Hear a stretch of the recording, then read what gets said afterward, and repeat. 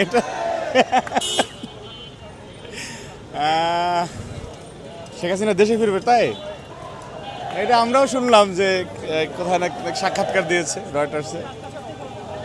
তো দেখুন, আমরাও তো শেখ হাসিনা যে আসুক সেই অধীর আগ্রহে আছি আর কি। বাংলাদেশে শেখ হাসিনা আসবে এবং আওয়ামী লীগের নেতাকর্মীরা যে স্লোগান দিয়ে থাকে যে শেখ হাসিনা আসবে, বাংলাদেশ আসবে, আমরাও মনে করি শেখ হাসিনা আসলে বাংলাদেশ আসবে, কিন্তু সে আসামি হিসাবে আসবে এবং গ্রেফতার হবে এবং তার বিরুদ্ধে যে অভিযোগগুলি মানবতা বিরোধী অভিযোগ, ইতিহাসের নিকৃষ্টতম স্বৈরশাসক হিসাবে উনি বাংলাদেশের মানুষের উপর দিয়ে যেই নির্যাতনের স্টিম রোলার চালিয়েছেন, ওনার নির্দেশনায় বাংলাদেশে যে গণহত্যা হয়েছে সেই গণহত্যার নির্দেশদাতা আসামি হিসাবে খুনি হাসিনার বিচার হবে এবং তার বিচার সম্পন্ন হওয়ার পরে বাংলাদেশের মানুষ আসবে। বক্তব্য এতটুকুই। কিন্তু এই যে আওয়াজ দিচ্ছে সেটি তো উনি যাওয়ার পরপরই আমরা দেখেছি যে ওনার আপনার চট করে চলে আসবেন, পাশেই আছে, যে কোনো সময় ঢুকে যাবেন, এই সমস্ত কথাবার্তা ওনারা বলে থাকেন। আর প্রকৃত অর্থেই আওয়ামী লীগ তো একটি মানে চাপাবাজ সংগঠন আর কি, এবং সেই চাপাবাজদের শিরোমণি এবং উস্তাদ হচ্ছেন এই ফেরাউনের লেডি ভার্সন খুনি হাসিনা।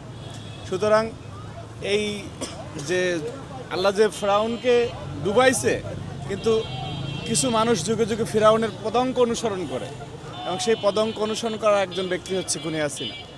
সুতরাং তার ফেরাউনেরও পতন হয়েছে, তারও পতন হয়েছে, কিন্তু তার বিচার সম্পন্ন হওয়ার মধ্য দিয়ে বাংলাদেশের মানুষ এবং পৃথিবীর কাছে আরেকটি দৃষ্টান্ত স্থাপিত হবে যে যুগে যুগে ফেরাউন হলে তার নিশ্চিতভাবে পতন হয় এবং দিন শেষে ফেরাউনদের কোনো অস্তিত্ব থাকে না। দেশে ফিরেন আসলে, তাহলে আবার 5 আগস্টের মতো ছাত্রদলের ভূমিকা থাকবে কিনা বা ছাত্রদলের ভূমিকাটা কি থাকবে? দেখেন, খুনি হাসিনা দেশে ফিরবে, সেখানে ছাত্রদল তো মাঠে থাকবে, ঠিক আছে, কিন্তু আমার কাছে মনে হয় যে এই যে রিক্সা চলতেছে না, এই রিক্সা চালকরা শ্রমজীবী মানুষ, বাংলাদেশের প্রত্যেকটা শ্রেণী পেশার মানুষ, তাদের যেভাবে 5ই আগস্টে এবং জুলাই গণঅভ্যুত্থানে রাস্তা নেমেছিল, আমার কাছে মনে হয় তার চেয়ে আরও তীব্র প্রতিক্রিয়া হবে।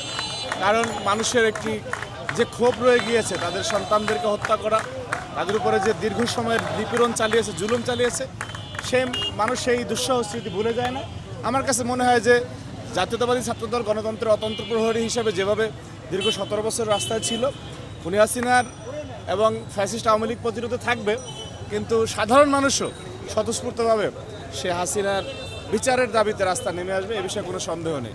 সুতরাং আমার কাছে মনে হয় খুনি হাসিনা যদি দেশে ফিরে, তাতে তাকে আনার জন্য যে রাষ্ট্র যে চেষ্টা অব্যাহত রাখছে, সেই চেষ্টা আমাদের কাছে মনে হয় যে আমাদের অনুকূলে হবে এবং একটু কষ্ট কম হবে, বিচারটা অতি দ্রুত হবে আর কি। ধন্যবাদ।